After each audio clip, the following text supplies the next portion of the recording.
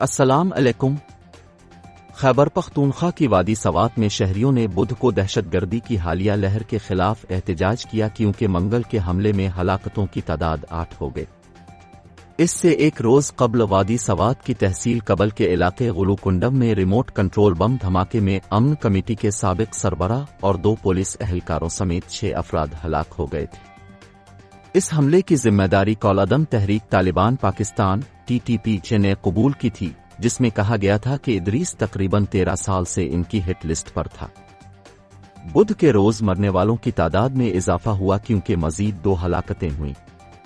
District police office کے PRO معین فیاض اور rescue 1122 کے ترجمان بلال فیضی نے ہلاکتوں کی تعداد 8 ہونے کی تصدیق کی۔ سوات کے ڈپٹی کمشنر جنید خان نے بھی ہلاکتوں کی تصدیق کی ہے۔ اس سے قبل سوات کے ڈسٹرکٹ پولیس آفیسر DPO زاہد مروت نے ڈان.com کو بتایا تھا کہ 10 افراد ہلاک ہوئے ہیں۔ انہوں نے مزید کہا کہ پولیس نے واقعے کی تحقیقات شروع کر دی ہے۔ DPO نے کہا کہ ابھی تک کوئی گرفتاری عمل میں نہیں آئی۔ اس بات کا اعادہ کیا کہ تحقیقات جاری ہیں۔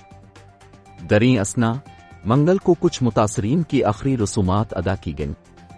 دونوں پولیس اہلکاروں کی نماز جنازہ پولیس لائنز میں ادا کی گئی اور ان میں سیاستدانوں، سرکاری افسران اور مقامی لوگوں نے شرکت کی۔ ادریس کی نماز جنازہ ان کے آبائی گاؤں بارہ بنڈا میں ادا کی گئی، جہاں انہیں سپرد خاک کر دیا گیا۔ سیکیورٹی کے سخت انتظامات کے درمیان نماز جنازہ میں سوگواروں کی بڑی تعداد نے شرکت کی۔ وادی سوات 2007 میں اس وقت عسکریت پسندوں کی زد میں آئی جب طالبان نے ملا فضل اللہ کی قیادت میں ریاست کی رٹ کو چیلنج کیا۔ ایک فیصلہ کن فوجی آپریشن نے 2009 میں علاقے سے عسکریت پسندی کا خاتمہ کرنے میں کامیابی حاصل کی، لیکن دیر سے ایسی اطلاعات موصول ہوئی ہیں کہ عسکریت پسند 12 سال بعد دوبارہ سر اٹھا رہے ہیں اور وہ دیہاتیوں کو دھمکیاں دے رہے ہیں کہ اگر انہوں نے حکام کے سامنے ان کی مذمت کی تو ان کے سنگین نتائج برآمد ہوں گے۔ یہ الگ بات ہے۔ صوبائی وزیر شوکت یوسف اس بات کی تردید کی کہ KP حکومت طالبان سے مذاکرات کر رہی ہے۔ انہوں نے ایک بیان میں کہا، طالبان کے ساتھ جاری مذاکرات میں صوبائی حکومت کی نمائندگی نہیں ہے۔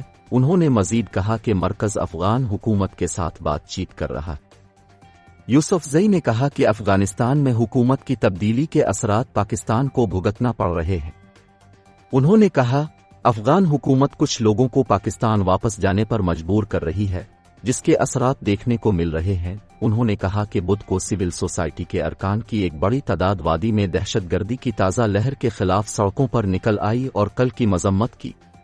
حملہ منگورا کے نشاط چوک پر جمع ہونے والے مظاہرین نے بینرز اور پلے کارڈز اٹھا رکھے تھے جن پر امن کے پیغامات درج تھے۔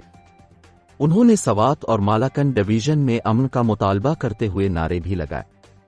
مظاہرین کا کہنا تھا کہ سوات کے عوام نے 2007 سے 2009 تک دہشت گردی کی وجہ سے نقصان اٹھایا اور وہ اپنی سرزمین پر عسکریت پسندانہ سرگرمیوں کی اجازت نہیں دیں گے۔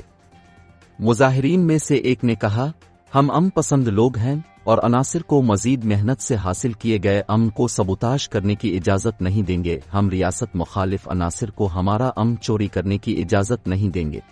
وکلاء نے کہا کہ اہم دہشت گردی کے حالیہ واقعات کے ساتھ ساتھ امن و امان کی کمزور صورتحال کی بھی شدید مذمت کرتے ہیں۔ انہوں نے مزید کہا کہ کئی اہم شخصیات کو بھتہ خوری کے خطوط اور دھمکی آمیز فون کالز موصول ہوئی ہیں جن میں انہیں بھاری رقم ادا کرنے کا کہا گیا ہے۔ وکلاء کا کہنا تھا کہ ریاستی ادارے شہریوں کے تحفظ کے ذمہ دار ہیں۔ انہوں نے قانون نافذ کرنے والے اداروں اور صوبائی حکومت سے مکمل امن کو یقینی بنانے اور اپنی آئینی ذمہ داریوں کو پورا کرنے کا مطالبہ کیا۔ بشکریہ ڈان۔